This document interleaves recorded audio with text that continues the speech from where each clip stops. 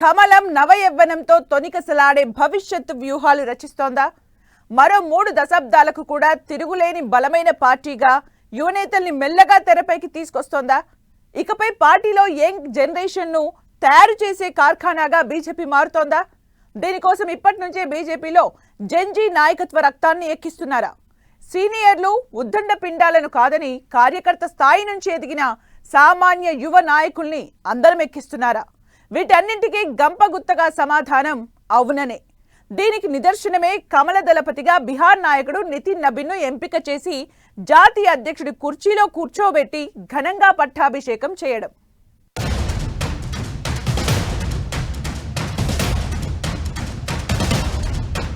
Nitin Nabin BJP జాతీయ అధ్యక్షుడు, అంతేకాదు యంగెస్ట్ పార్టీ ప్రెసిడెంట్ కూడా. ఎస్, ఈ ఎన్నిక వెనుక బీజేపీ భారీ ఫ్యూచర్ ప్లానే ఉంది. దేశవ్యాప్తంగా ఉన్న ఎంతో మంది యువ నేతలు, సీనియర్లు పార్టీ అధ్యక్ష పీఠం ఎక్కాలని తహతహలాడారు. కానీ నితిన్ నబీన్ను ఆ పదవి వరించింది. 2006లో రాజకీయాల్లోకి వచ్చారు. బీహార్ రాజధాని పాట్నా వెస్ట్ నియోజకవర్గం నుంచి తండ్రి మరణానంతరం జరిగిన ఉప ఎన్నికల్లో గెలిచిన నితిన్ నబీన్ 26 ఏళ్లకే ఎమ్మెల్యేగా అసెంబ్లీలో అడుగుపెట్టారు. 2010లో పాట్నాలోని బంకీపూర్ నియోజకవర్గం నుంచి వరుసగా 2010, 2015, 2020, 2025 ఎన్నికల్లో మొత్తం 5 సార్లు ఎమ్మెల్యేగా గెలిచారు. బీహార్లోని నితీష్ కుమార్ జేడీయూ, బీజేపీ కూటమి ప్రభుత్వంలో రోడ్డు నిర్మాణ, పట్టణాభివృద్ధి, న్యాయశాఖ వంటి పోర్టుఫోలియోల్ని నిర్వహించారు. ఆర్ఎస్ఎస్ మూలాల నుంచి నాయకుడిగా ఎదిగిన నితిన్ బీజేపీ యువమోర్చా జాతీయ ప్రధాన కార్యదర్శి, బీహార్ రాష్ట్ర అధ్యక్షుడిగాను పనిచేసిన అనుభవం ఉంది. ఛత్తీస్గఢ్, సిక్కిం రాష్ట్రాల పార్టీ ఇన్ఛార్జిగా వ్యవహరించి అక్కడి బీజేపీ విజయాల్లో కీలక పాత్ర పోషించిన ఎక్స్పీరియన్స్ ఆయన సొంతం. అందుకే జేపీ నడ్డా వారసుడిగా బీజేపీ 12వ జాతీయ అధ్యక్ష పదవి నితిన్ని వరించింది.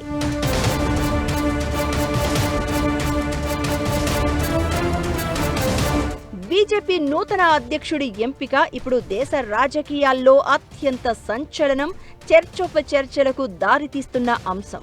45 ఏళ్ల అతి చిన్న వయసులోనే 3 సార్లు వరుసగా హ్యాట్రిక్ కొట్టి అధికారంలోకి వచ్చిన అతిపెద్ద జాతీయ పార్టీకి అధ్యక్షుడిగా ఎన్నికవడం అంటే ఆషామాషీ వ్యవహారం కాదు.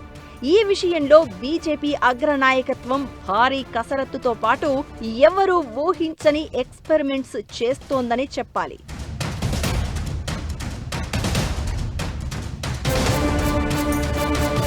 బీజేపీ ప్రస్తుతం ఇంతకు మునుపెన్నడూ లేనంత బలంగా స్వింగ్లో కనబడుతోంది.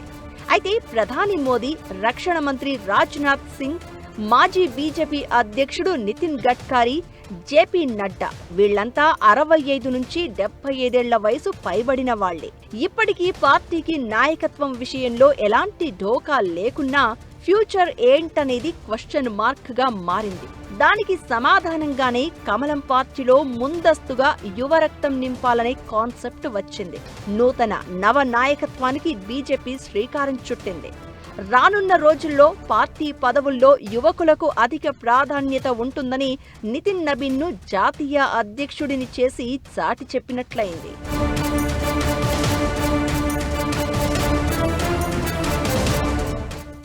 పాత వాళ్ళని తీసేయాలి, కొత్త వాళ్ళని తేవాలి, కొత్త జనరేషన్కి స్థలం ఇవ్వాలి. లేకపోతే ఒక 10 సంవత్సరాల తర్వాత మళ్ళీ అంతా బీజేపీని లీడ్ చేసేవాళ్ళు ఎక్కడ ఉండరు. అది కూడా డెలిబరేట్గా ఎక్కడైతే ముఖ్యమంత్రులు కొత్తగా వాళ్ళు వచ్చారో, ఛత్తీస్గఢ్, మధ్యప్రదేశ్, రాజస్థాన్, అలాగే హర్యానా, ఈ అన్ని చోట్ల వాళ్ళు కొత్త వాళ్ళని తీసుకొచ్చి పెట్టారు. పాత లీడర్స్ ఉండినా అందువల్ల ఇది ఒక పాలసీ. ఒక లీడర్షిప్లో ఒక వ్యాక్యూమ్ వస్తుంది, ఒక ఖాళీ వస్తుంది, మళ్ళీ బీజేపీ వెనక్కి వెళ్ళిపోతుంది. నరేంద్ర మోడీ ఇప్పుడు 12 సంవత్సరాల్లో భారతదేశంలో చాలా సాధించాడు. తర్వాత బీజేపీని కూడా చాలా పెంచాడు. ఆ గ్రోత్ అంతా మళ్ళీ ఎగిరిపోతుంది కరెక్ట్ నాయకత్వం లేకపోతే అని నితిన్ నబీన్ తీసుకురావటం ముందల అదొక పెద్ద ప్రాజెక్ట్. సామాన్య కార్యకర్త, సీనియర్ నేత ముఖ్యం కాదు. పార్టీకి వీర విధేయుడిగా పనిచేసిన చరిత్ర ఉందా లేదా అనేది ముఖ్యమన్న సందేశాన్ని నితిన్ నబీన్ ఎన్నిక నిరూపించింది. నెక్స్ట్ జనరేషన్కు కమల దళంలో యువ రక్తాన్ని ఎక్కించే బృహత్తర బాధ్యతను ఈ యంగ్ లీడర్ పైనే పెట్టింది అగ్రనాయకత్వం. చదువు ముఖ్యం కాదు, పార్టీలో కష్టపడి పనిచేసే తత్వం అవసరమని, వారసత్వం కాదు, పార్టీకి వీర విధేయుడిగా పనిచేయడం కావాలన్నది బీజేపీ సిద్ధాంతంగా కనబడుతోంది.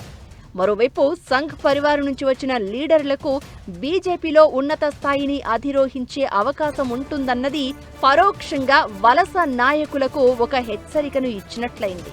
అలా ఇటు ఆర్ఎస్ఎస్ ను బలోపేతం చేయడానికి ఈ ఎక్స్పెరిమెంట్ పనికొచ్చిందనేది బీజేపీలో జోరుగా జరుగుతున్న చర్చ.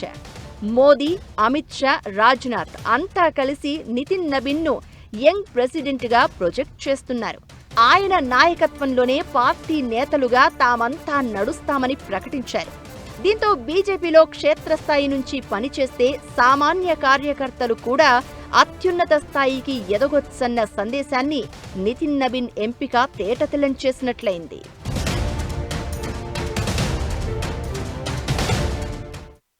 దీపముండగానే ఇల్లు చక్కదిద్దుకోవాలి. కమలం పార్టీ అనుసరిస్తున్న విధానం ఇది. ఇప్పటి వరకు ఓకే, తరం మారుతోంది. తర్వాత తరాల్లో కూడా బీజేపీ రాజకీయాల్లో బలమైన ముద్ర వేయాలన్నది అగ్రనేతల ఆలోచన. అందుకే యంగ్ అండ్ డైనమిక్ లీడర్ల వేటలో పడింది అగ్రనాయకత్వం. నితిన్ నబీన్ ను ప్రెసిడెంట్ గా చేయడంతో దీనికి బీజం వేసినట్లయింది. మరి బీజేపీని ఈ యంగ్ ప్రెసిడెంట్ ఎలా లీడ్ చేశారు? నితిన్ నబీన్ ముందున్న సవాళ్లేంటి? పాత నేతల్ని, యువ నాయకుల్ని ఎలా బ్యాలెన్స్ చేస్తూ కమలం పార్టీని ముందుకు నడిపిస్తాడు?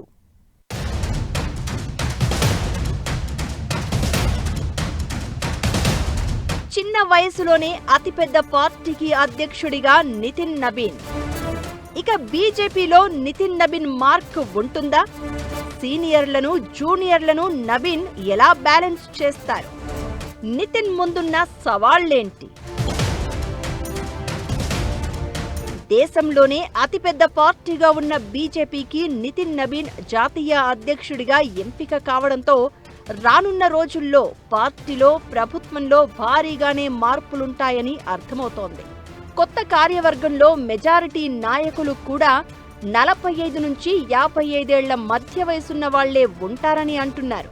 ముందున్న పశ్చిమ బెంగాల్, తమిళనాడు, అస్సోం, కేరళ ఎన్నికలు, ఆ తర్వాత 2029 సార్వత్రిక ఎన్నికలు, భవిష్యత్తు రాజకీయాలను దృష్టిలో పెట్టుకుని బీజేపీ ప్రయోగాత్మకంగా పెను మార్పులకు శ్రీకారం చుట్టబోతోందన్నది స్పష్టంగా కనబడుతోంది.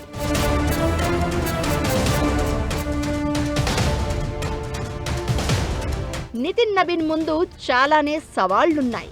పార్టీలో ఉన్నత స్థానాల కోసం ఎదురు చూస్తున్న సీనియర్లు చాలా మందే ఉన్నారు. వాళ్లందరితో కలిసిమెలిసి ముందుకు నడవాల్సిన అవసరం ఉంటుంది. ఇటు దేశవ్యాప్తంగా రాష్ట్రాల్లోని యువ బీజేపీ నేతలు, మంత్రులు, కేంద్ర మంత్రులు, ఇలా చాలా మంది పనితీరుపై బీజేపీ ఎప్పటికప్పుడు నివేదికల్ని తెప్పించుకుంటోంది. పార్టీ కోసం నిబద్ధతతో పనిచేసే వారికి పగ్గాల్ని అప్పగించాల్సిన అవసరం ఉంది. దేశవ్యాప్తంగా 2026 నవంబరు నాటికి 70కి పైగా రాజ్యసభ స్థానాలు ఖాళీ కానున్నాయి. ఇందులో యువ నేతలతో పాటు సీనియర్లకు అవకాశాలు ఇవ్వాలన్నది బీజేపీ వ్యూహంగా కనబడుతోంది. సీనియర్లను ఎక్కువగా రాజ్యసభకు పంపి సమర్థులైన యువ నేతలను మెల్లగా ప్రభుత్వం, పార్టీలోకి నింపడం ద్వారా రానున్న రోజుల్లో బీజేపీ యువ కెరటాలతో తొణికిసలాడేలా చెయ్యాలన్నది కమలం భవిష్యత్ వ్యూహం.